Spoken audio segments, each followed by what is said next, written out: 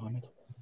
Bonjour à toutes et à tous et bienvenue à ce webinaire intitulé Comment les outils collaboratifs favorisent l'apprentissage hybride. Un sujet ô combien d'actualité depuis déjà longtemps. C'était déjà le cas avant la crise sanitaire, mais comment vous dire, c'est encore plus d'actualité aujourd'hui. Un sujet au cœur de la transformation de la société que nous connaissons, cette transformation dans le supérieur notamment qui a brusquement fait évoluer la vision de la pédagogie. Alors, comment trouver le bon équilibre aujourd'hui entre envie de revenir sur place, envie de revenir dans la salle de cours, mais aussi volonté de maintenir ce distanciel et cet enseignement à distance, évidemment, qui fait partie des usages désormais, en tout cas chez les nouvelles générations, et des habitudes chez les enseignants aussi, qui eux aussi ont compris tout l'intérêt qu'ils pouvaient trouver à trouver un concept de salle inversée, par exemple, de classe inversée avec les ressources à distance. Alors, pour aborder ces thèmes, des professionnels sont avec nous. Notre partenaire, c'est Google, sur ces webinaires, des webinaires qu'on organise depuis longtemps sur tous les thèmes de la transformation. Frédéric Arnoux, justement, qui est directeur Google Workspace, il est là, Frédéric? Oui, il est là. Frédéric, vous nous présenterez une petite keynote. Et ce qui est très intéressant avec vous, c'est quand on a préparé cette conférence, vous nous donnerez le regard du marché du travail, qui finalement n'est pas si éloigné de ce qui va se passer ou de ce qui va se dérouler dans l'enseignement supérieur et l'éducation. Bonjour Frédéric. Bonjour, merci Gilbert, bonjour à toutes. Vous êtes où là? Vous êtes à Paris, hein? Absolument pas, je suis l'exemple type du travailleur hybride, nomade, comme on veut le dire. Donc là, vous me voyez dans ma salle de sport, qui est également ma salle de travail, avec des multitudes d'écrans. Et derrière, ce que vous voyez, c'est un rack pour faire du squat. D'accord, voilà.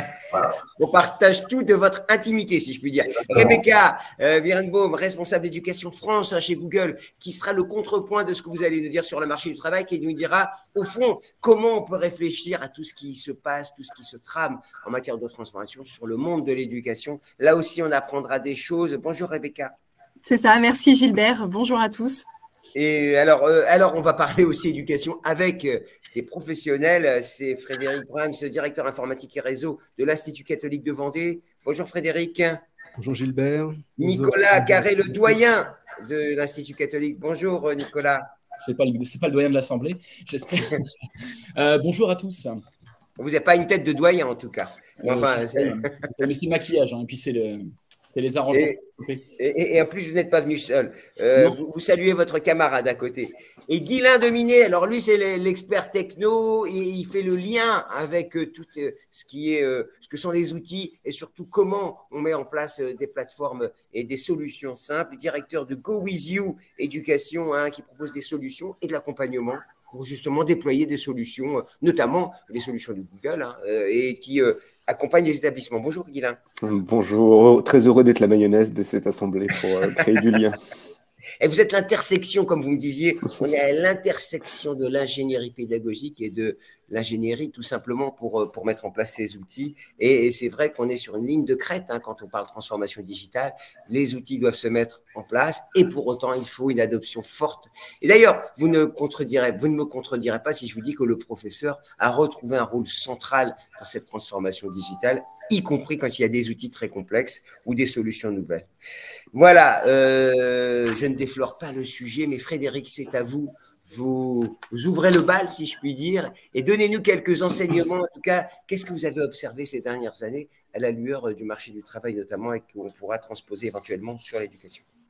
Merci Gilbert. Alors, effectivement, si on commence à avoir des leçons de ce bout de vie qu'on a malencontreusement vécu durant ces dernières années, et si on recule un petit peu en arrière, si on regarde le marché de l'entreprise, le monde du travail, c'est un monde de travail qui a déjà été fortement challengé avec des ruptures à gauche et à droite à cause ou grâce à ce concept de transformation numérique.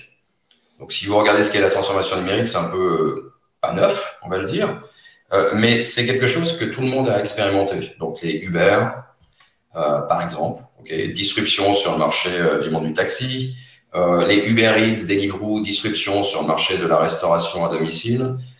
Et à peu près toutes les industries ont subi ça, plus ou moins bien, avec plus ou moins d'impact. Et lorsque le Covid est arrivé, on a eu un phénomène d'accélération drastique, parce que tout d'un coup, notamment en France, tout un tas d'entreprises ont dû permettre à leurs employés de pouvoir continuer au travail. Et beaucoup d'entreprises n'étaient pas prêtes. Donc, on a vu une accélération énorme sur l'adoption des outils numériques et des outils numériques qui fonctionnent. Donc, par exemple, la raison pour laquelle Zoom est devenu quasiment un mot du dictionnaire, c'est grâce à la crise du Covid. Et c'est ce qui a permis à beaucoup d'entreprises, tout d'un coup, de pouvoir continuer à fonctionner avec ses collaborateurs, y compris à domicile. Beaucoup d'entreprises se sont dit, bon, ok, le Covid, ça va passer, après, on va revenir au monde d'avant. Et on s'aperçoit que le monde d'avant n'existe plus. Le monde d'avant, c'est fini, on est dans le monde d'après, et le monde d'après, on ne sait pas exactement ce que c'est. Donc, c'est là qu'on est en train de se dire, ok, hybride, c'est le nouveau mot à la mode, ok, le travail hybride. Mais qu'est-ce que ça signifie, le travail hybride? Si on regarde, en fait, c'est une rupture majeure. Et je pense que beaucoup d'entreprises, et peut-être aussi beaucoup d'acteurs du monde de l'éducation, n'ont pas encore complètement pris la mesure de cette rupture en marche. Alors, en marche, c'est un peu terme politique, mais c'est la réalité. On apprend en marchant ce que c'est que ce nouveau monde et ce monde hybride. Alors, qu'est-ce que c'est? Si on regarde du côté de l'employé, c'est soudain des personnes qui ont découvert par la force que le job qu'ils avaient ne leur plaisait pas du tout. Que ce n'était pas ce qu'ils voulaient faire dans leur vie. Et donc là, on a eu une grande vague de personnes qui ne sont jamais revenues au travail. Lorsqu'on a commencé à rouvrir les restaurants, on s'est aperçu qu'il manquait 100 000 employés. 100 000 personnes que leur patron n'arrivait plus à contacter. Ils ont disparu. Ces gens-là se sont formés, ont choisi un autre métier, ont décidé d'arrêter la restauration. Également, dans le milieu on va dire de la high-tech, tout ce qui est informatique, il y a un turnover ou un niveau de changement d'entreprise qui est énorme, majeur. Capgemini a communiqué autour de ça. Je crois qu'ils ont un turnover de 25%. Et 25%, c'est pas beaucoup dans ce domaine-là, a priori, puisque si on regarde les grandes ESN, notamment en Inde, ils ont des taux de turnover de 35-40%. Aujourd'hui, si vous êtes quelqu'un qui fait de l'informatique, vous pouvez négocier un changement dans une autre entreprise pour quasiment 20 à 30% de plus. C'est vous dire l'attention et c'est vous dire le renversement des rapports de pouvoir qu'on est en train de vivre entre l'employeur et le patron, entre guillemets. Donc, si on regarde de l'angle du patron, qu'est-ce que ça signifie? Ben, ça signifie soudainement que les employés sont devenus très importants. Beaucoup d'entreprises, d'accord, viennent de découvrir que finalement, si mon employé part, j'ai un problème. Et il n'est pas si facilement remplaçable que ça, y compris dans des métiers qu'on considère que relativement peu qualifiés, comme par exemple serveur. Donc là, il y a tout d'un coup quelque chose à réinventer qui est quelle est la relation au travail qui peut s'établir entre celui qui emploie et celui qui est employé. Et comment on fait en sorte que cette relation, qui est le nouveau normal, que cette relation soit bénéfique pour tous. Quand on regarde ça, on s'aperçoit que y a des choses qui sont hyper importantes dans ce nouveau monde. La première, c'est de reconnaître que le travail n'est plus un lieu. Ça, c'est très, très important. Les gens se sont habitués à travailler depuis à peu près n'importe quel endroit, avec plus ou moins de confort, mais ils savent faire ça. Et donc, en tant qu'employeur, il faut savoir offrir cette possibilité-là. Autrement, vos employés ne vont pas rester. Ils vont partir ailleurs. Vous aurez du mal à attirer les nouveaux talents, comme on dit dans le monde de l'entreprise, et notamment les nouvelles générations. Nouvelles générations qui ont été biberonnées au travers du tout numérique, des outils mobiles, de la capacité finalement à rendre leurs devoirs depuis n'importe quel lieu, à interagir de manière sociale en mode distanciel avec une combinaison de mode présentiel. Donc là, il faut savoir dire, OK, mon patrimoine immobilier, il faut que je le réagence. Les gens vont venir dans les zones de travail, dans les bureaux, parce qu'ils vont travailler en groupe, parce qu'ils vont avoir besoin d'avoir cet échange social. L'humain est un animal social, donc on doit maintenir ce lien, on doit maintenir des espaces dans lesquels les gens vont pouvoir collaborer ensemble, se rencontrer, avoir ces éléments et ces moments de serendipity où tout d'un coup, parce qu'on rencontre Johnny ou Marie, on a une idée qui va être hyper importante pour l'entreprise. Le temps est également plus précieux. Un des enseignements du Covid, c'est que beaucoup de gens ont une famille, des enfants. Ils sont aperçus que faire les devoirs à la maison, c'est compliqué. Et que, en fait, il faut qu'on soit capable de pouvoir à la fois gérer le temps pour son travail, mais également le temps qu'on conserve à notre famille. Donc, il faut qu'on ait des outils, des moyens, des processus qui soient capables de s'adapter à cette nouvelle demande. Et le troisième point qui est majeur, et j'ai déjà touché ce point-là, c'est le lien humain est crucial. On a fait des stats et on s'est aperçu qu'il y avait 30 à 40% des gens qui, pendant le Covid, avaient travaillé en remote, qui ont été dans une énorme souffrance psychologique. Énorme souffrance.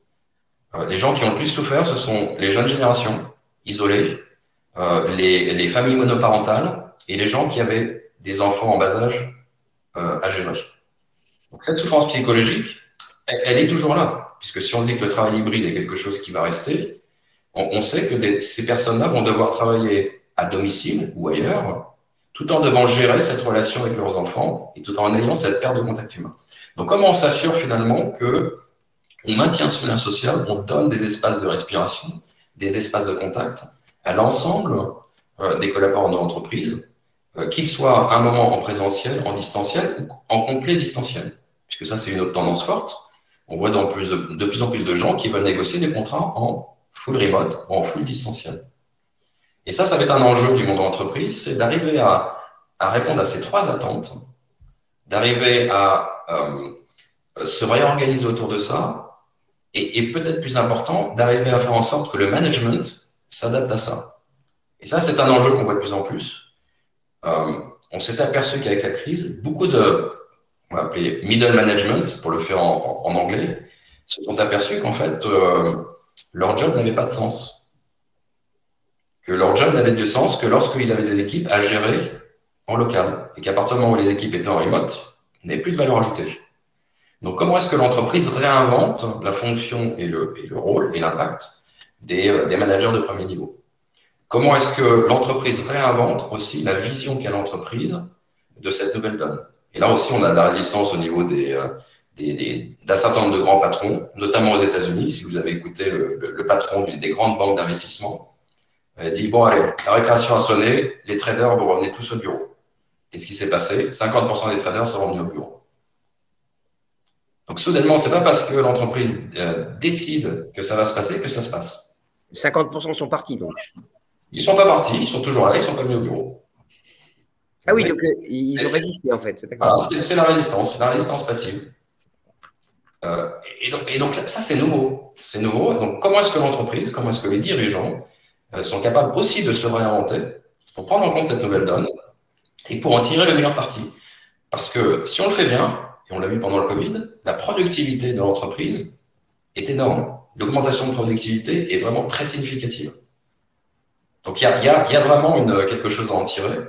Il y a un bénéfice pour l'entreprise si c'est bien fait. Et si on veut porter ça dans le monde de l'éducation, et là, Rebecca, je te laisserai un peu plus élaborer parce que c'est vraiment ton domaine. Je pense qu'en tant qu'enseignant, en tant que dirigeant d'entité d'enseignement, il faut avoir ça en tête. On prépare les étudiants pour ce nouveau monde. On prépare des étudiants qui vont rentrer dans un monde qui est très mouvant, qui est très protéiforme, qui est très flexible. Et je pense que le monde de l'enseignement a un rôle à jouer là-dedans pour adapter les étudiants à ce nouveau monde. Frédéric, voilà, vous avez tout dit? C'est tout, merci. Voilà. Non, parce que je me demandais s'il y avait encore une révolution à venir, mais en tout cas, celle que vous avez annoncée est déjà considérable. Rebecca, alors, on compte sur vous pour faire le lien, on l'a bien vu, avec le marché du travail, l'entreprise, et ce monde de l'éducation, comment il se transforme? Oui, alors merci Frédéric pour l'analyse côté entreprise. J'ai appris beaucoup de choses, notamment ce que tu disais sur les 50% d'employés qui ne retournent pas. C'est très intéressant. Alors, côté éducation, I have a dream. Je me permets aussi de faire un peu d'anglais. J'ai des origines américaines. J'ai fait toutes mes études ou presque en France. Alors, quel est le rêve côté éducation? Comme le disait Frédéric, en fait, c'est que l'apprentissage hybride délivre sa promesse de faciliter la vie des enseignants et aussi celle des étudiants, un peu comme on le voit en entreprise. Et je rêve aussi que les enseignants puissent davantage se concentrer sur les besoins de leurs étudiants et sur la recherche en ayant à leur disposition des outils qui sont simples à utiliser. Je rêve aussi que les étudiants puissent s'épanouir dans leur apprentissage, tout en ayant une expérience qui les prépare au monde du travail, et comme l'a dit Frédéric, qui est extrêmement mouvant en ce moment. Et je rêve aussi qu'au-delà des compétences que nos étudiants acquièrent, que ce soit en maths, physique, chimie, sociologie, philo, mécanique, que sais-je, qu'ils puissent acquérir ces, pardonnez-moi encore pour l'anglais, ces soft skills, ces compétences qui sont valorisées par-delà l'école, donc en entreprise, telles que l'adaptabilité, la capacité à travailler en équipe ou l'autonomie. Et enfin, et je vais juste mettre la présentation en un peu plus grand pour qu'on puisse la voir. Faut avoir le et enfin, après, je finis de rêver, je reviens à la réalité. Je rêve qu'on réponde mieux aux besoins des enseignants. Le métier d'enseignant dans le supérieur, c'est beaucoup de travail de recherche, et aux semaines d'enseignement se succèdent les week-ends de recherche, d'ingénierie pédagogique, tout ce qui est préparation des cours évidemment. Et moi, la première, et je pense que vous êtes dans le même cas que moi et nos auditeurs aussi, on n'aime pas trop travailler 7 jours sur 7. Et bien souvent, en plus, les vacances des enseignants sont l'occasion de faire encore de la recherche, de chausser encore la casquette de chercheur. Or, on voit de nombreux enseignants aujourd'hui qui, justement, pour pallier aux carences structurelles qui existent parfois dans l'université ou dans les grandes écoles, sont contraints à faire des tâches qui sont répétitives, qui sont des tâches simples et qui sont donc qui ne devraient pas être menées par ces personnes qui sont surqualifiées pour ces tâches. Et donc, on se retrouve, en fait, au-delà de la charge déjà d'enseignement, qui devrait être la charge principale, à faire beaucoup d'administratifs. Et c'est encore plus amplifié quand il n'y a pas de secrétariat ou de structure dédiée, ce qui est très souvent le cas. Et donc, il faut considérer, et ça c'est évident, que toutes ces tâches, en fait, elles viennent grignoter la disponibilité des enseignants auprès de leurs étudiants et réduire le temps qui est aussi consacré, qui devrait être consacré à la recherche, parce que c'est quand même ça, et d'être auprès de ces étudiants qui est le plus important. Et donc, de nombreux enseignants, et ils ont raison, de nombreux professeurs, souhaitent optimiser ces tâches répétitives, comme la correction des copies, la mise à disposition des ressources pour les cours, donc pour consacrer plus de temps à la personnalisation de leur apprentissage et, comme je le disais, à l'accompagnement des étudiants. Et donc, pour revenir à ces rêves, est-ce que c'est si éloigné aujourd'hui de la réalité? Heureusement, ça ne l'est pas complètement. Ce n'est pas un tableau qui est si sombre, puisqu'il y a énormément de progrès. Et malheureusement, heureusement, avec le Covid, en fait, on a de nombreux efforts qui ont eu lieu dans le monde éducatif, autant pour outiller les enseignants que les étudiants. Mais on peut encore progresser. Là, je fais ma prof. Il y a encore une marge de progression, notamment sur la collaboration entre le monde du travail et le monde de l'enseignement supérieur, pour faire en sorte que les étudiants diplômés aient les compétences qui soient utiles pour leur premier emploi. Et pour conclure sur cette partie-là, il y a un exemple sur lequel Google est très investi, qui est l'intelligence artificielle. Et ce n'est pas de la science-fiction aujourd'hui. Il s'agit d'un outil puissant qui permettrait, par exemple, d'anticiper les besoins en compétences du marché de l'emploi. Donc, on peut imaginer, par exemple, de l'analyse de données qui proviennent des entreprises ou de Pôle emploi. Et on saura faire, grâce à l'intelligence artificielle, des prévisions du marché de l'emploi sur les besoins à court, moyen, long terme, et ainsi adapter les cursus de formation. Je passe juste à la slide suivante. Donc, Frédéric a parlé de qualité de vie, de souffrance qui a été générée par cette période de Covid et de réadaptation. Et on voit la même chose dans le monde de l'enseignement supérieur. Et on peut noter qu'une des sources de souffrance, c'est peut-être pas la seule, mais en tout cas, j'ai parlé de celle-là, vient du décalage entre ce à quoi l'institution forme les étudiants et ce qui est attendu en entreprise. Et ce qu'on voit ici, dans ces chiffres qui sont rapportés par une étude BCG qui a été menée en 2020 sur les pays de l'OCDE, c'est qu'on voit qu'en fait, les étudiants questionnent la capacité de leurs écoles à les propulser dans leur vie professionnelle.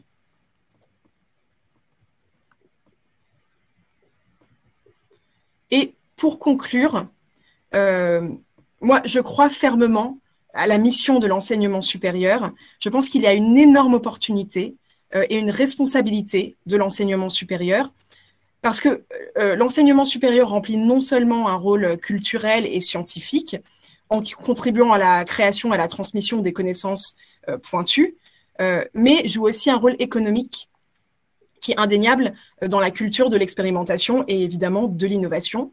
Mais en même temps, il faut constater que le monde du travail a énormément changé et qu'il y a une accélération, beaucoup plus de mobilité. Alors, je vous donne un exemple. C'est qu'en moyenne, un jeune qui va rentrer dans le monde du travail aujourd'hui va changer 10 fois de poste avant d'avoir 50 ans. Alors, on sait qu'aujourd'hui, on occupe beaucoup plus de postes, mais même moi, ces chiffres m'ont étonnée. Donc, il aura besoin d'une formation initiale qui sera solide, mais il aura aussi besoin d'une formation continue efficace pour rester compétitif dans les différents domaines dans lesquels il va pouvoir travailler. Et il y a une proposition intéressante qui est mentionnée par l'étude, c'est d'impliquer les anciens élèves qui pourraient travailler en collaboration avec l'école et avec les entreprises pour assurer qu'il y ait une continuité, en fait, qu'il y ait une pertinence dans les qualifications. Et c'est ce genre d'innovation qui va permettre à l'enseignement supérieur non seulement de rester compétitif face aux nouvelles offres en ligne, mais aussi de pouvoir réinvestir la recherche, qui reste quand même le cœur de mission des universités.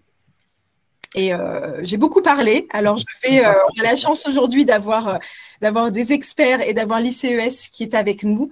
Donc, je préfère leur laisser la main pour parler de leur vécu et de leur perception de ce qui est difficile aujourd'hui et justement de cette énorme opportunité qui se présente à nous. Alors, mais justement, vous interpellez nos intervenants, si je puis dire. On va faire un tour de table. Nicolas, vous êtes le doyen, pas le plus vieux, mais le doyen.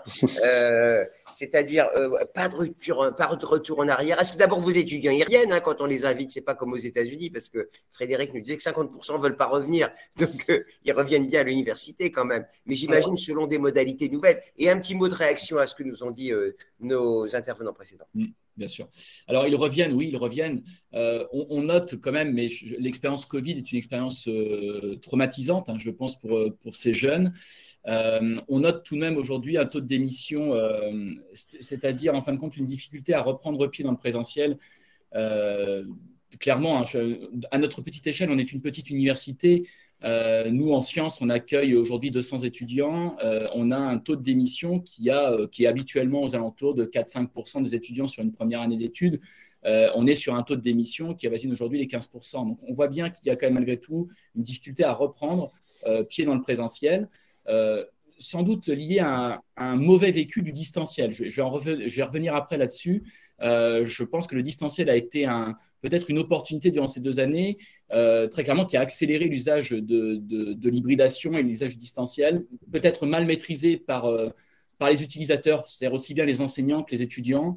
Et ce sera peut-être la conclusion de mon propos, c'est qu'aujourd'hui, il y a un besoin aussi d'éducation qui s'exprime aussi bien pour les étudiants que pour les enseignants, d'ailleurs.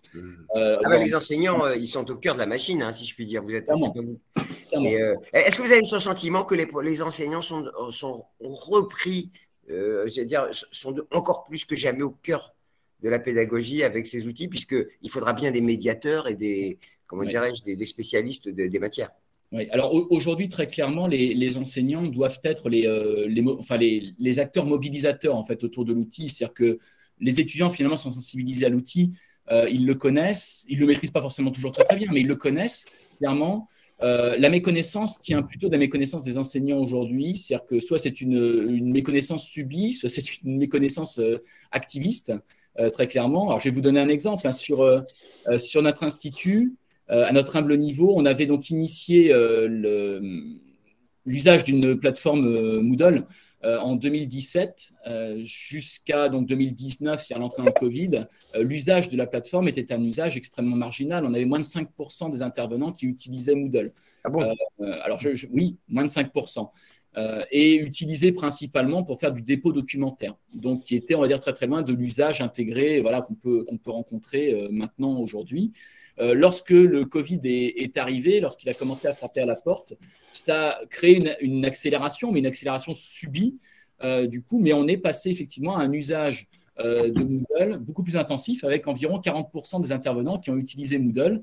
Et donc, juste pour vous donner quand même malgré tout ce petit clin d'œil, tous les intervenants sont passés en distanciel quand même. Donc, ils n'ont pas utilisé la plateforme, alors qui était jugée souvent un peu trop aride. Voilà, c'est-à-dire qu'il y avait et donc je reviens sur ce que disait Rebecca tout à l'heure, c'est-à-dire que la nécessité d'avoir des outils simples en termes de manipulation permet aussi de faciliter le passage sur l'outil, sur la plateforme.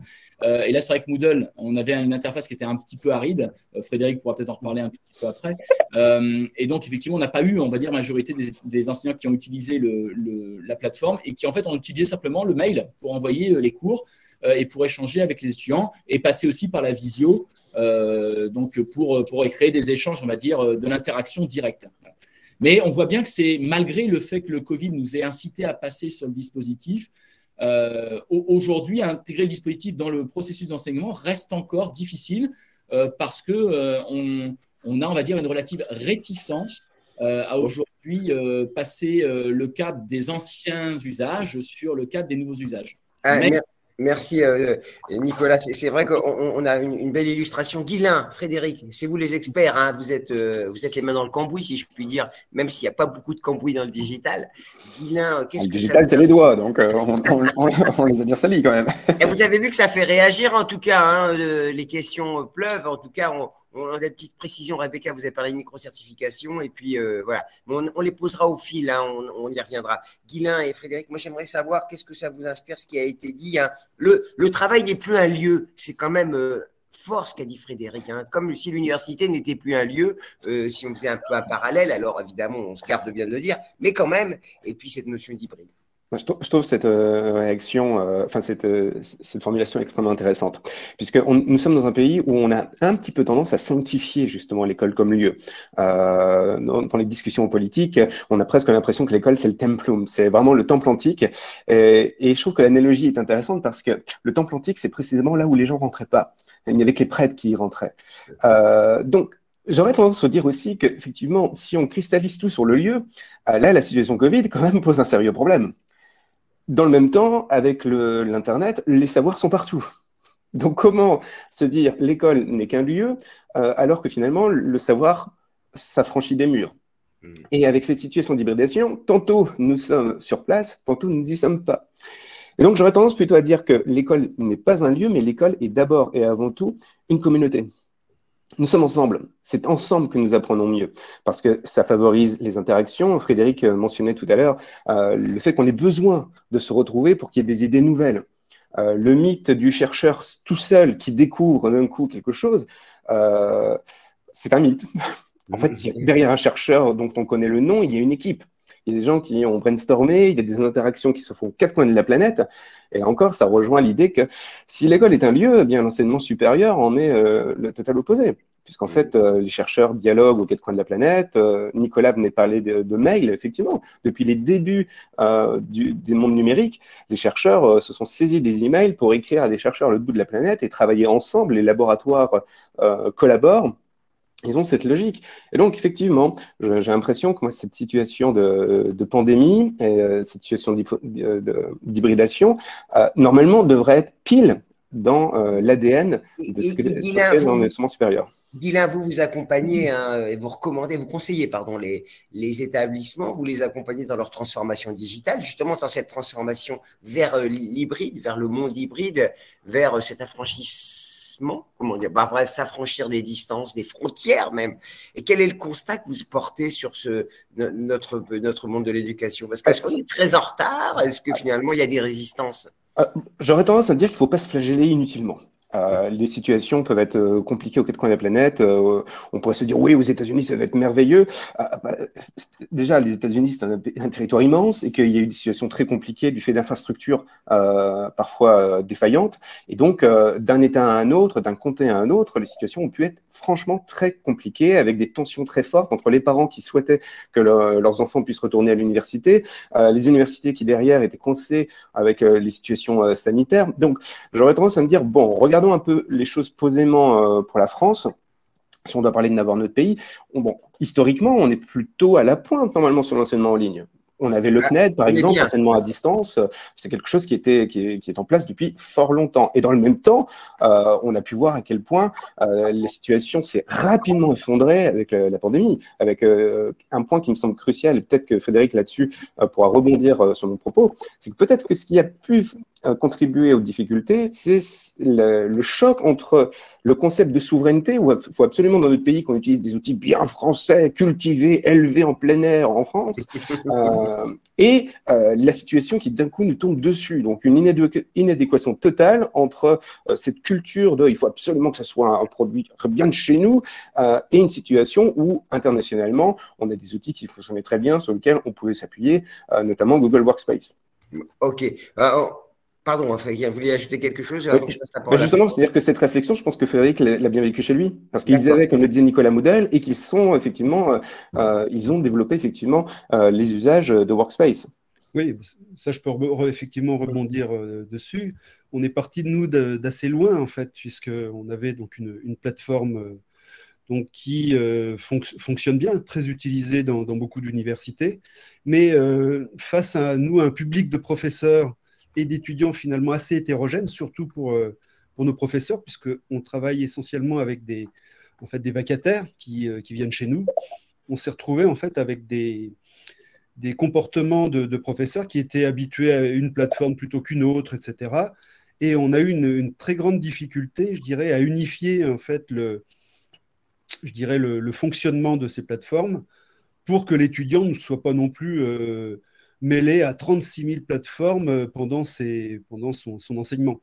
Et on a eu quelques dérapages que j'ai constatés, à savoir des professeurs qui, à un moment donné, ont choisi de vouloir utiliser leur plateforme, malgré, je dirais, les recommandations de notre établissement. Il a fallu faire la police, en fait, c'est ça que vous dites. Entre guillemets, maintenant, la police que l'on peut faire sur des enseignants est assez limitée. Attention, c'est des choses fragiles, les enseignants. Oui, non, mais voilà, certains ont été très compréhensifs en se mettant effectivement à la place de l'étudiant et en se disant effectivement, ça vaut le coup d'aller vers quelque chose de beaucoup plus simple. Et c'est vrai qu'on s'est tourné assez rapidement utilisant la plateforme donc Google Workspace et ayant eu à investir dans du matériel par l'intermédiaire de GoWithYou, à justement chercher les moyens les plus simples pour faire communiquer les professeurs et les étudiants. Alors, juste une question pour déployer une solution. Dylan, vous m'aviez dit, je l'ai rappelé, passer de la complexité à la simplicité, c'est ce que veulent les gens en fait. C'est de l'ergonomie, c'est de la fluidité. C'est-à-dire qu'il ne faut pas que on parle beaucoup d'outils, mais en fait, les outils devraient être totalement absents. Ce que je veux dire par là, c'est qu'on ne devrait même plus se rendre compte qu'on les mobilise. Le peintre, quand il réalise son œuvre, est-ce qu'il pense à son pinceau en permanence? Non, il projette ce qu'il a dans son esprit sur la toile. Et donc, il faut absolument aplanir toutes les aspérités qui pourraient empêcher l'enseignement de se faire. Et effectivement, il faut absolument, à ce moment-là, quand même, penser à ce que les outils soient les plus simples pour qu'ils puissent être facilement adoptés et qu'on puisse totalement oublier qu'on les utilise pour faire son job. Ouais. Nicolas, quand vous avez une demande des enseignants, quand vous réfléchissez à des nouveaux dispositifs pédagogiques. Alors, j'imagine qu'il y a une réflexion avec les profs pour essayer d'imaginer de l'ingénierie pédagogique, mais votre préoccupation, c'est la simplicité. Alors, on me pose la question, qu'est-ce que Google Workspace et Eric Fouty? Eric, justement, c'est apporter une plateforme qui rende simple les usages et les transferts et la collaboration. C'est ça l'objectif quand on imagine une solution, quelle qu'elle soit d'ailleurs. Oui, alors, en ce qui concerne les enseignants, effectivement, alors on ne va pas parler des enseignants en particulier, mais il faut quand même que les choses soient simples, parce que très clairement, la préoccupation première de l'enseignant, c'est quand même malgré tout le contenu, c'est-à-dire le savoir et le savoir-faire qu'il a à transmettre, plutôt qu'effectivement l'outil. Et puis l'enseignant est un mauvais étudiant, c'est-à-dire qu'il n'a pas envie d'apprendre plein de choses, il a ses spécialités. Donc effectivement, comme le disait Guilain, je trouve que l'analogie avec le peintre est parfaite. Le peintre a quelque chose à transmettre, l'enseignant a quelque chose à transmettre, c'est des savoirs, des savoir-faire. Effectivement, l'outil c'est le pinceau, il ne faut pas y penser, et il faut que l'usage devienne finalement assez intuitif.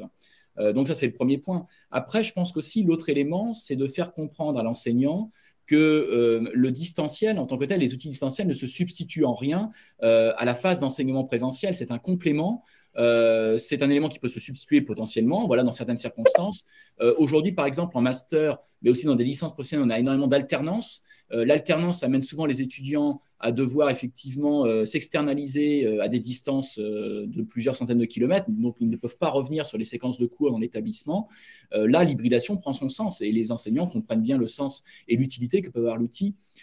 Aujourd'hui, autre exemple, si on accueille des lycéens, je vous rappelle que depuis 2 ans, on est désormais dans une réforme où les contenus de formation sont relativement hétérogènes, donc on accueille aussi des publics qui sont hétérogènes en termes de savoir.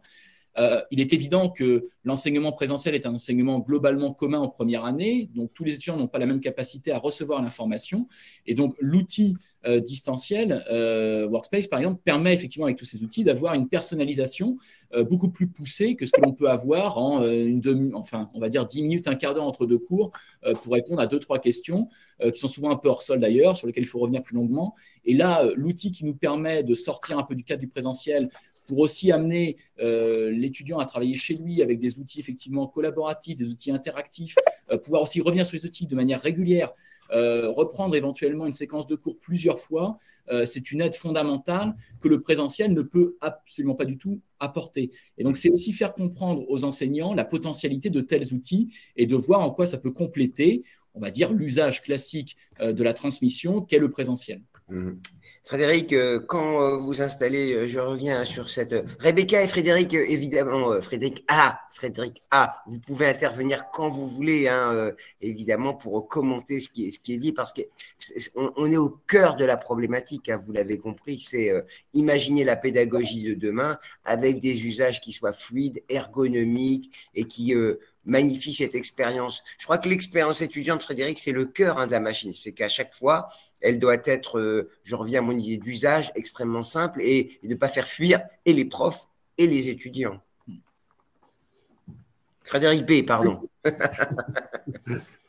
Oui, et donc c'est pour ça que je pense qu'il ne faut pas voir non plus que l'aspect outil, mais aussi accompagner les professeurs. Et quand on a donc mis en place toute notre infrastructure, parce qu'on partait de très loin aussi au niveau de l'infrastructure, on a choisi aussi d'accompagner les professeurs avec un plan de formation.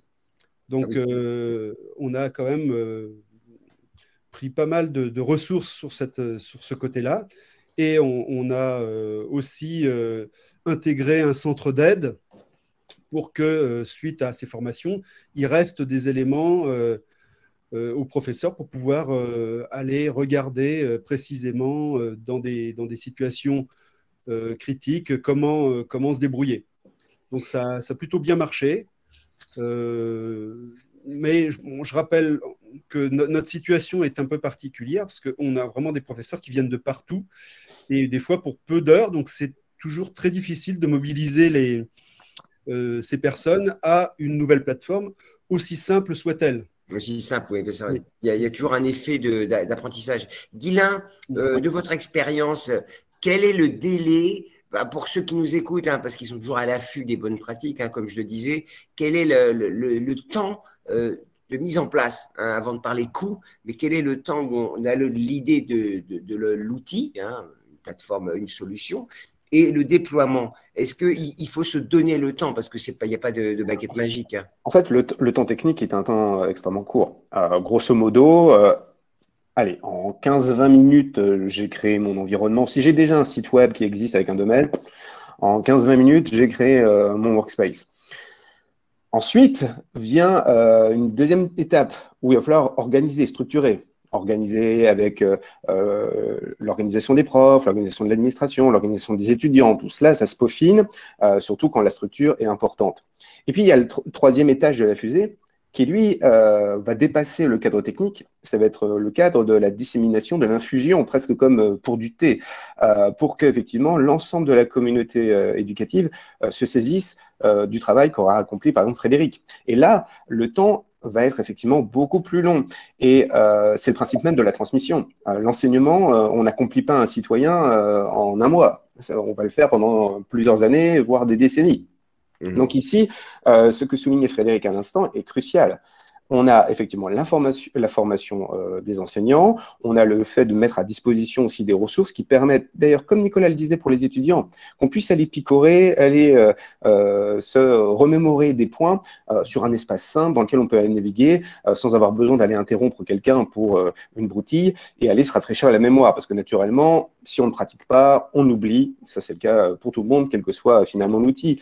Ça nous ramène à un point crucial, c'est qu'en fait, derrière toutes ces problématiques d'hybridation, le facteur humain est déterminant et l'investissement humain est déterminant. Et souvent, en fait, on le néglige celui-là. C'est vrai qu'il est important d'avoir une structure fonctionnelle.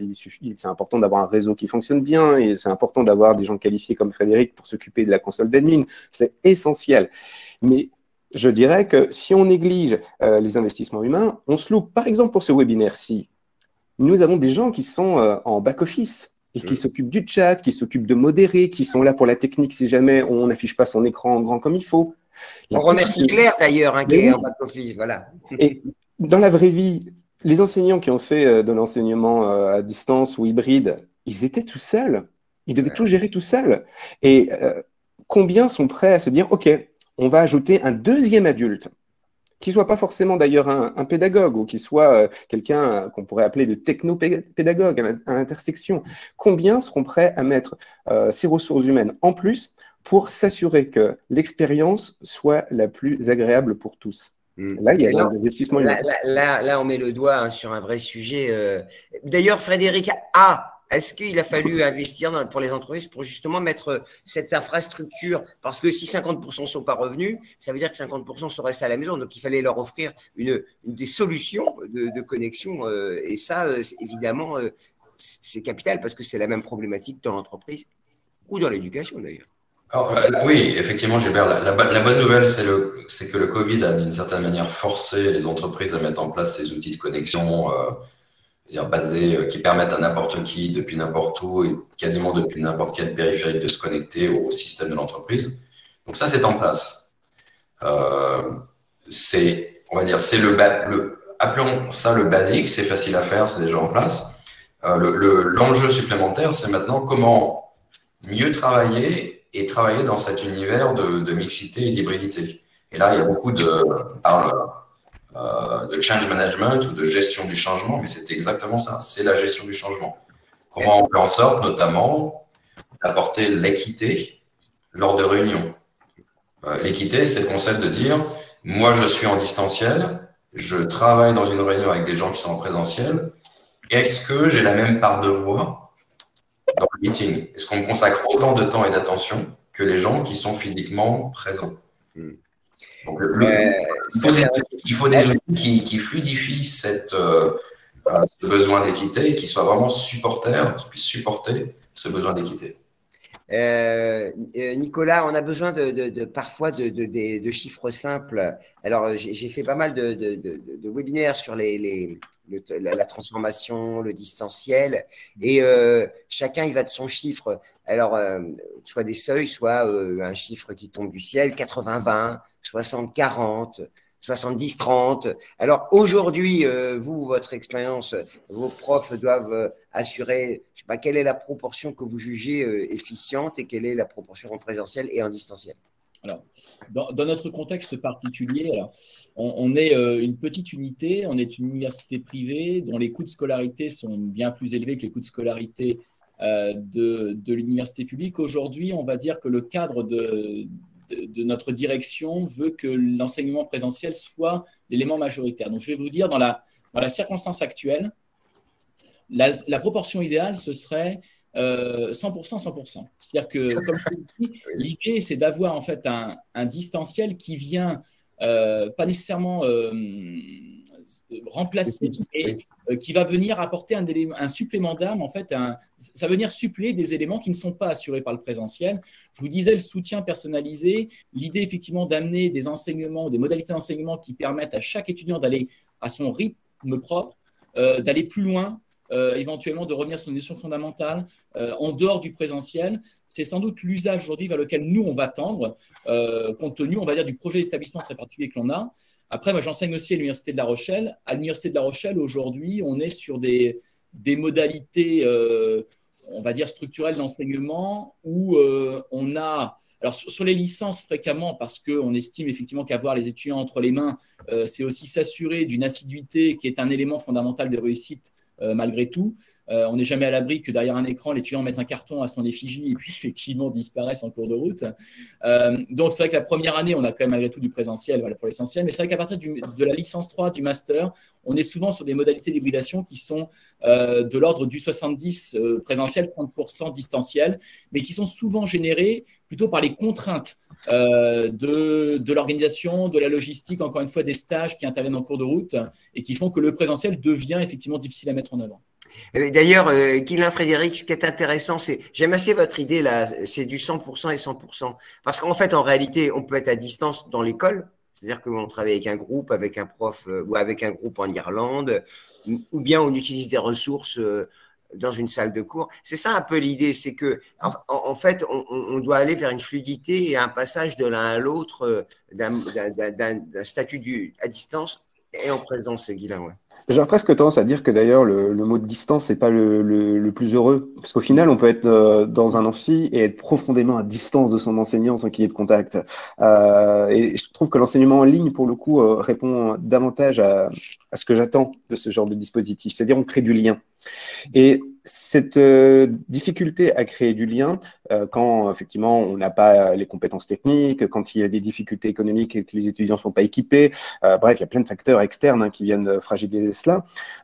Je crois que cette nécessité de préserver et de renforcer les liens entre les étudiants et les enseignants est fondamentale. Et que tout ce que l'on peut mettre en place pour renforcer ce lien, pour faire en sorte qu'il ne se distende pas, justement, est crucial. Et donc, quand on est en hybride, naturellement, vous avez des étudiants qui sont à la maison ou qui sont dans un autre pays, il faut pouvoir créer du lien avec eux. Donc, il va falloir qu'on puisse avoir des modalités d'interaction qui soient plurimodales. Parfois, ça sera par chat, juste par texte. Parfois, ça sera un bon vieux coup de fil à un ami. Parfois, ça sera effectivement de la visio. Mais Nicolas le disait à l'instant, hein, on sait qu'il y a des entreprises qui proposent des solutions juste terrifiantes, très orwelliennes. Il faudrait pouvoir s'assurer à 100% que l'étudiant ait les yeux devant la caméra. Mais ça, c'est un leurre. Je veux dire, je peux vous regarder, Gilbert, vous pensez que je bois vos paroles, sauf qu'en fait, je suis juste en train de me dire, j'ai pas pris mon 3e petit déjeuner, je commence à vraiment avoir faim. Je comprends le temps de cerveau disponible. Hein, donc, merci à notre ami. Et alors, Frédéric, vous parliez de solutions orwelliennes, hein, Guylain. Alors, vous avez vu que ça fait réagir, hein, c'est pas mal de profs et de pédagogues. Si vous voulez répondre, vous pouvez, hein, d'ailleurs, parce que c'est plus des remarques, des questions, mais on voit… On répond. Je sais, ben, je dis aussi à nos intervenants qu'ils peuvent répondre et donner leur avis. Évidemment, quand on imagine solution, parce qu'on l'a bien compris, il faut investir du temps, il faut investir en ressources humaines avec des nouveaux profils, et puis il faut investir dans le hard, c'est-à-dire qu'il faut investir parfois dans les tuyaux, dans les solutions. Frédéric, quand vous voyez arriver les solutions, est-ce que c'est quelque chose qui vous donne le vertige ou finalement on est arrivé à des outils assez simples et rapidement à mettre en place et pour des coûts, je dirais pas raisonnables parce que ça ne veut rien dire en réalité raisonnable, est-ce que c'est un investissement ? Moi, je peux vous donner oui, quelques chiffres que j'ai rassemblés. Donc, au niveau de notre établissement, on est parti effectivement d'assez loin, puisque, comme disait Nicolas Lecarré, donc l'esprit qui était de notre établissement était de maximiser tant que possible le présentiel, donc la présence des étudiants chez nous. Et donc, on a dû équiper tout notre établissement en moyens multimédia, donc en particulier du matériel. Donc, on s'est tourné donc vers les Chromebooks.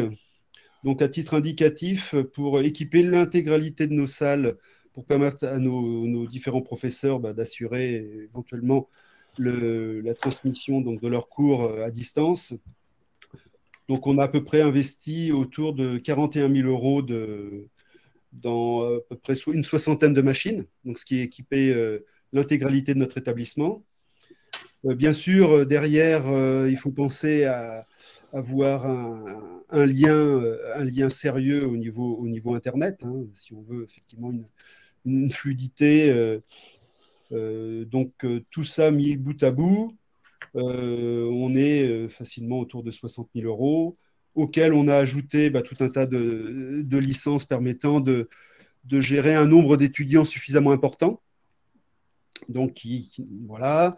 La formation de nos professeurs, la formation aussi donc, de notre personnel administratif, puisque une bonne partie donc, du personnel administratif en fait, a été sollicité aussi. Donc, j'ai trouvé ça aussi assez intéressant chez nous, de mobiliser en fait, l'ensemble de l'établissement dans cette période critique. Et donc, à la fois donc, le personnel administratif, secrétaire et donc des différents services ont participé et ont été formés pour pallier, je dirais, à des questions des professeurs, des étudiants. Et donc, je dirais, le coût global avec les subventions dont on a pu profiter, la région Pays de la Loire donc, a pu nous octroyer une vingtaine de pourcents de subventions. On est autour d'un investissement de 90 000 euros quand même. Ouais, enfin, un billet de 100 000, tout mouillé, on va dire, comme ça. C'est parce qu'il y a toujours des frais cachés en plus. Oui, Nicolas, est-ce Oui. que vous garantissez à vos enseignants qu'ils ne sont jamais seuls? Parce que c'est aussi ça qui revient. C'est l'enseignant, il doit être accompagné par un ingénieur pédagogique, un assistant informatique, enfin bref, c'est ça l'enjeu aussi. Oui, alors on en revient à la problématique qui avait été soulevée effectivement par Guilain, c'est que on est dépendant aussi de ressources humaines. Alors aujourd'hui, très clairement, on est encore dans une étape embryonnaire parce que voilà, la montée en puissance se fait doucement. On n'a pas d'ingénieur pédagogique dans la maison. Frédéric en fait assure, on va dire un cadre, on va dire un encadrement technique et on va dire ensuite les différents doyens des différentes facultés ont pour mission d'animer en fait l'usage des outils. Donc aujourd'hui, ce qui nous manque effectivement, c'est cette espèce de chaînon manquant pour l'instant entre l'enseignant et puis effectivement on va dire l'autorité pédagogique des filières. Donc moi je fais effectivement office, on va dire, d'animateur des plateformes. Alors sur Classroom, je vais vous donner juste un exemple. J'ai créé toutes les pages de cours voilà, pour la licence Sciences de la vie que je gère et pour les masters. Et ensuite, donc, j'ai envoyé des liens à chacun des enseignants. J'ai créé les sous-parties de cours. Donc l'idée, c'est de faciliter l'accès en fin de compte à la plateforme et puis de rester une personne ressource, on va dire, en cas de besoin. Ça m'est même arrivé d'aller déposer les documents pour les profs parce qu'ils estimaient ne pas avoir le temps de le faire. Enfin voilà, donc il y a pour l'instant, on va dire, on est encore dans la phase d'acclimatation. Donc l'idée, c'est d'accompagner au mieux. Mais il est vrai qu'aujourd'hui, on manque de moyens humains pour pouvoir accompagner. On le voit, Rebecca, hein, tout n'est pas qu'une histoire de techno. Hein. Tout n'est pas qu'une histoire de techno. C'est d'ailleurs, on pose la question sur à quoi ressemble le campus de demain. C'est vrai qu'il faudra bien des profs qui assurent tout cela. Et c'est peut-être ça aussi la priorité quand on propose une solution, c'est l'accompagnement qui va avec. Et c'est aussi l'idée que ceci ne tue pas cela. C'est pas parce que. Non, laisserai Rebecca, Guilain. On parle de personnalisation des enseignements et évidemment, comme dit Guilain, ceci ne tue pas cela. Et je pense que l'objectif de Google, c'est que ce soit dans l'éducation comme dans l'entreprise, c'est de mettre entre les mains des utilisateurs des outils simples. Je ne sais pas si vous connaissez le test de la brosse à dents, qui est le test que Google fait passer à ses outils, c'est-à-dire est-ce qu'un outil est vraiment utile, est-ce qu'on a envie et est-ce qu'on peut s'en servir 2 ou 3 fois pour certains par jour comme une brosse à dents et l'idée, c'est ces outils tirés du grand public qu'on prend en main très facilement. L'ICES a mis dans les commentaires là qu'il y avait vraiment une prise en main facile par rapport à d'autres LMS aussi de Google Classroom. Ouais, Guilain, pardon, je vous ai coupé la parole. Pas de souci, c'est moi qui est venu mettre mon grain de sel. Donc, je vous connais, Guilain, je sais que vous aimez mettre du sel, du piment, voire du poivre sur les conversations. Allez-y. Tant que ce ne sème pas sur les plaies, ça va. Et puis, c'est un plaisir de pouvoir être en rebond avec ce que disait Rebecca à l'instant. Quelle forme va prendre le campus? Profitez-en. Justement, c'est qu'en fait, le campus que nous avons aujourd'hui, il est fort vraisemblable qu'il continuera d'exister, mais il sera complété. Il sera complété. On ne peut pas être dans une vision binaire. Je sais que le monde numérique est fondamentalement composé de 0 et de 1 et que c'est binaire. Mais non, là, c'est 50 nuances de binaire, si j'ose dire. On va devoir effectivement ajuster. Ce qui fonctionnera dans certaines régions ne fonctionnera pas ailleurs. Il faudra donc très vraisemblablement poursuivre parce que ces campus ont une histoire et que c'est important qu'ils persistent, mais ils seront complétés avec effectivement des salles virtuelles. On voit très bien tout le ouah qui est autour du métaverse. Hein, c'est à peu près juste la troisième fois. Ça prend ça ou pas au fait? Parce que c'est juste à peu près la troisième fois qu'on réessaie de faire des mondes virtuels. Donc, on essaie encore, on met une nouvelle pièce dans le jukebox pour voir si ça va prendre. Mais on reste toujours sur un schéma que vous connaissez certainement, c'est le fameux schéma SAMR. Substitution, augmentation, mutation, révolution. Les mondes virtuels tels qu'on les voit aujourd'hui, c'est souvent une simple substitution. Or, c'est pas ce que nos étudiants attendent. Ils n'attendent pas, eux, une sorte d'ersatz de leur campus. Si les étudiants ont beaucoup souffert, et Rebecca en a parlé en intro, c'est aussi parce que j'imagine que la plupart d'entre nous gardons des souvenirs émus, parfois même émouvants de nos années universitaires. On va y retourner. Certains ont trouvé leur compagnon ou leur compagne à ce moment-là. Vous avez peut-être encore vos meilleurs amis qui remontent à cette époque. Et nos étudiants-là qui ont connu cette période de Covid, que va-t-il leur rester de cette période? Et on peut comprendre que pour eux, si on leur demande, tes premières années de fac, c'était comment? Et donc, il va falloir pour eux inventer effectivement quelque chose qui puisse non pas se substituer, mais qui puisse leur proposer des alternatives. Et il faut espérer que les moments de rencontre en physique sur le campus persistent, mais il faudra certainement aussi trouver des moyens de nourrir, d'enrichir ces liens avec, par exemple, justement, les différentes modalités d'interaction qu'on évoquait tout à l'heure, le chat, la visio, enfin, il y a tellement de possibilités d'interaction. Frédéric, pardonnez-moi, on est bien d'accord. De toute façon, l'entreprise, le sens de l'histoire, c'est aussi de faire revenir au moins pour partie ses collaborateurs, comme à l'université. Ah oui, bien sûr, c'est tout le concept du mode hybride, c'est que à part quelques entreprises de high-tech, plutôt des startups qui ont décidé qu'ils n'auraient que du personnel distanciel, toutes les entreprises veulent mettre en place ce mode hybride. Et là, il y a une tension qui va évoluer, c'est que si vous prenez l'exemple de Google croit énormément dans l'innovation lorsqu'on se voit et lorsqu'on interagit en mode présentiel. Et donc ça tient notre stratégie de retour au bureau qui est 3 jours par semaine au bureau, 2 jours par semaine où vous voulez. Puis il y a d'autres entreprises qui vont être peut-être un peu plus souples en disant non, en fait, dans notre métier, nous, ça sera 2 jours par semaine au bureau, 3 jours par semaine en distanciel. Il y aura d'autres entreprises qui iront encore plus loin, à gauche ou à droite. Ce qui se passe actuellement, c'est qu'on apprend tous. Oui, c'est ça. Il n'y a pas de on saura mieux dans 1 an, 18 mois, ce qui fonctionne et ce qui va fonctionner pour une entreprise A ne va pas fonctionner pour l'entreprise B. Ce qui va fonctionner peut-être pour une école d'ingénieur ne va peut-être pas fonctionner pour une école de commerce ou pour une université. L'important, c'est d'être flexible et c'est d'apprendre. L'agilité. Nicolas, l'enseignant que vous êtes, moi, il y a toujours une question qui me taraude depuis qu'on connaît cette révolution, c'est que, vous savez, le professeur, avant la crise, on allait le voir à la sortie du cours où on attendait gentiment devant son bureau. Là, on lui envoie un mail à minuit, à 1h, à 5h du matin. Et comme l'accélération est forte avec Internet, on attend une réponse, allez, dans les 2 heures. Quand au bout de 6 heures, on se dit, il tarde. Quand c'est au bout d'un jour, on se dit, mais que fait-il? Et au fond, cette révolution de l'organisation, elle ne touche pas aussi l'intimité des enseignants qui doivent, eux, avoir une amplitude horaire qui s'est démultipliée. Et ça, c'est vraiment, me semble-t-il, un phénomène important. Oui, c'est évident que ça a changé quelque peu les modalités. Alors, ça fait quand même maintenant des années. On n'a pas attendu le Covid pour avoir effectivement un débordement on va dire de l'activité en dehors du temps présentiel. Mais il est vrai que le Covid a accéléré tout ça parce que, entre autres, il y avait une détresse quand même malgré tout des étudiants et l'enseignant paraissait comme étant effectivement un acteur du contact qu'il fallait maintenir avec le monde réel. Mais c'est vrai qu'aujourd'hui, alors je pense que là, c'est vraiment une phase éducative, c'est-à-dire que c'est aussi à nous, à un moment donné, de fixer les limites. Donc très clairement, hein, pour ce qui me concerne, le dimanche est une journée. C'est rigolo en venant de l'ICES.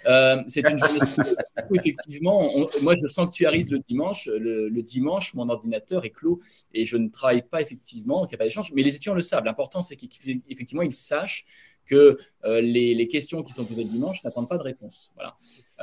Je pense qu'il faut aussi que chacun se préserve, mais c'est vrai aussi pour les étudiants. C'est-à-dire que les étudiants ont besoin effectivement de fixer à un moment donné une limite avec cet environnement de travail qu'est l'université. Et nous-mêmes, en tant qu'acteurs effectivement de l'université, il faut qu'on fixe aussi des limites dans ce travail. Alors, c'est toute la difficulté de la gestion de cet outil. C'est un outil qui doit effectivement créer une permanence. Et puis, à un moment donné, il faut fixer effectivement une limite à cette permanence. Guylain, quelqu'un me disait, au fond, les étudiants, ils savent pas faire ils s'y connaissent très peu. Ils font du digital, ils utilisent des réseaux sociaux, mais au fond, ils sont pas les experts qu'on prétend. Est-ce qu'au fond, il n'y a pas aussi bien côté, on parlait des enseignants avec leur amplitude horaire, leur organisation, la conduite du changement, mais aussi un nouvel apprentissage à faire de ces outils? Alors, on sait très bien, Gilbert, que le concept qui a été forgé il y a quelques années de Digital Natives a volé en éclats. C'est pas parce qu'on est dans une médiasphère donnée qu'on maîtrise tous les médias de son époque. Et c'est donc pas une question d'âge, pour le coup. Et vu qu'on prend toujours le numérique comme une sorte d'objet, comme une sorte d'outil, je crois qu'on se loupe systématiquement, parce qu'en fait, le numérique, c'est pas un outil, le numérique, c'est un paysage. C'est une médiasphère, hein, c'est un concept qui a été forgé il y a quelques années par Régis Debray. On est dans une bulle dans laquelle plusieurs formes d'expression se surimposent, pour preuve, alors que nous vivons dans un monde de Google Meet, de Teams et de Zoom, nous continuons à écouter la radio analogique. Et nous continuons à avoir autour de nous des médias qui sont profondément d'une autre époque. Et ceci ne les a pas fait disparaître. Et il faut pourtant apprendre à les utiliser. Imaginez la surprise aujourd'hui pour un étudiant, bien évidemment, si on lui met une cassette audio entre les mains. Et c'est pas parce qu'il est né avec effectivement un laptop sur les genoux qu'il saura de facto s'en servir. Donc on a un besoin effectivement d'enseignement. Et dans le chat, il y avait eu cette question sur le fait que les enseignants doivent devenir des couteaux suisses avec la question du temps pour pouvoir justement le faire. On a un véritable enjeu culturel majeur. Comment peut-on ensuite former des citoyens du numérique, si j'ose dire, si on ne leur a pas appris? On ne peut pas ensuite se plaindre qu'un étudiant se comporte mal dans un chat pendant une visio ou sur des commentaires dans Classroom si on ne lui a pas appris. Donc, il y a toute une phase aussi transversale, parce que c'est ça la difficulté, Gilbert, c'est qu'il est hors de question, à mon sens, qu'on ait un enseignant ou des enseignants en charge de cela. Sinon, on va retomber dans l'informatique des années 80. Hein. Certes, on apprendra peut-être à programmer non plus en basique, mais en Python, mais est-ce qu'on en fera des citoyens numériques? Là, je ne suis pas du tout convaincu. Alors, merci Guylain. Frédéric, vous savez, il y avait une question au début qui était remontée, enfin une remarque qui disait que les corrections automatiques, c'est un peu… ça veut dire qu'on ne peut pas tout attendre des outils. Il ne faut pas non plus croire que ce serait une baguette magique pour les cours, pour les corrections, pour tous les sujets d'organisation. Je crois que c'est beaucoup plus subtil que ça. Oui, ça, Frédéric P, je précise. Ça, je peux confirmer. L'organisation, par exemple, des examens, puisqu'on a été amené à organiser aussi des examens en ligne, a été quand même un sujet assez délicat à gérer. Et je pense que Nicolas Lecarré pourra confirmer aussi cet aspect-là. Et suivant les différentes formations, il y a des exigences plus ou moins grandes par rapport au plagiat, par rapport à tout un tas de choses. Et c'est vrai qu'on tombe là sur des problématiques très techniques et voire difficiles à gérer pour s'assurer que les étudiants ont effectivement répondu sans tirer parti de tout un tas de ressources disponibles sur Internet. Donc, effectivement, ça ne fait pas tout. Et l'aspect, je dirais, organisation des examens en ligne reste quand même quelque chose de très délicat. Surtout dans le cadre d'une diplomation qui est une diplomation nationale, où les règles et les exigences sont quand même très fortes. Donc, on doit être irréprochable sur cet aspect-là. Donc, c'est peut-être ce qui a été le plus dur pour nous, d'organiser des examens en ligne. Quand même. Rebecca, vous parlez d'intelligence artificielle dans votre petit keynote. Est-ce que vous avez le sentiment qu'on y est? Parce que moi, j'en entends parler depuis quelques années quand même, mais j'ai l'impression qu'on n'y est pas encore. Alors, vous nous promettez quoi? Faites-nous rêver. Alors, je parlais des rêves au début. Je ne sais pas si je vais pouvoir vous faire rêver là en direct, mais on voit quand même qu'il y a, que c'est toujours en progression et qu'on avance de plus en plus. Alors là, j'avais quelqu'un dans le chat qui parlait de, on disait en biochimie, par exemple, on n'arrive pas encore à la correction automatique. On arrive de plus en plus, quand même, avec un apport humain, à apprendre au système, à Google Classroom, qu'est-ce qu'on attend justement de cette correction et où est-ce que ça va nous amener. Aujourd'hui, on a lancé, alors je ne sais plus quel est le nom en français, les practice sets, donc qui permettent en fait aux élèves de tirer, lorsqu'ils vont s'exercer sur un exercice que va donner un professeur, donc vous savez, tous ces exercices justement pour apprendre, pour vraiment bien maîtriser un nouvel apprentissage. C'est de pouvoir intégrer des PDF, donc vraiment faciliter la vie de l'enseignant en intégrant différentes ressources, que ce soit en PDF par exemple, qui vont être intégrées dans ces practice sets pour que l'élève ou l'étudiant pratique, et avec des ressources qui vont venir de l'extérieur, que ce soit de YouTube, d'autres ressources qui vont l'aider en fait en temps réel à arriver à résoudre le problème qu'on lui met. Donc, on va pouvoir en fait arriver à comprendre où se situe l'élève, l'étudiant dans son apprentissage et tirer des ressources du web pour justement pouvoir détecter cette partie-là, il a mal répondu, il n'a pas tout à fait compris. On va lui envoyer telle ou telle ressource et donc et ça ne remplace pas l'enseignant, mais ça facilite quand même les choses. Et Guylain, je pense un message pour Loïc Play qui dit l'IA ne remplace pas le talent des enseignants. Évidemment, Nicolas, le talent des enseignants. Et c'est la logique du centaure. C'est totalement ça. C'est-à-dire que l'intelligence artificielle doit être un adjoint, doit être un assistant. Et d'ailleurs, je ne veux pas le prononcer, sinon tous mes appareils dans la maison vont s'activer. Mais cet assistant G, il porte pas un nom ridicule. Il est là en insistant. Il est là pour accompagner et pour aider et démultiplier. Il n'est pas là, effectivement, pour remplacer l'enseignant. Et Rebecca vient de le dire. L'intervention humaine est systématiquement prioritaire. Le but du jeu, c'est de fluidifier, de gagner du temps, d'amplifier. C'est ce que Steve Jobs avait dit à propos de l'ordinateur. Ça devait être un vélo. C'est une courroie de distribution qui amplifie le mouvement. Il ne faut pas le voir comme une substitution. Tous les mythes depuis le 19e siècle d'appareillage qui viendraient d'un coup se substituer à l'être humain, ça donne des utopies. Et en général, les utopies, ça ne se finit pas bien. Et ce qu'on voit, dans les... La brosse à dents et le vélo pour incarner le digital. Rebecca. Et oui, juste pour compléter, en fait, ce qu'on voit, c'est que cette automatisation, elle va permettre de libérer les ressources de l'enseignant pour pouvoir se concentrer sur les étudiants qui en ont davantage besoin. Donc, c'est l'apprentissage différencié. C'est celui qui court, qui a tout compris, qui va avancer, qui va finir l'exercice. On va même lui en proposer d'autres. Et puis d'autres qui vont avoir une aide soit de l'extérieur et soit de l'enseignant qui va pouvoir se concentrer plus sur ses étudiants, et c'est ce dont on parlait au début. Ce Loïc Play n'est pas une plaie, mais véritablement un bienfaiteur avec ses commentaires, parce qu'évidemment, la correction, c'est fastidieux, mais le feedback, c'est l'essentiel, Nicolas, en fait, en réalité, c'est bien ça. Oui, mais les feedback et l'accompagnement. Je crois que les évaluations automatisées qui sont, on va dire, accessibles classiquement, Forms pour effectivement Classroom ou éventuellement sur Moodle, il y a différents outils de QCM, d'appariement, de choses comme ça, sont, à mon avis, à utiliser. Alors, sur le Covid, on a été forcé de les utiliser effectivement pour les évaluations formatives et sommatives et donc donner lieu à la validation du diplôme.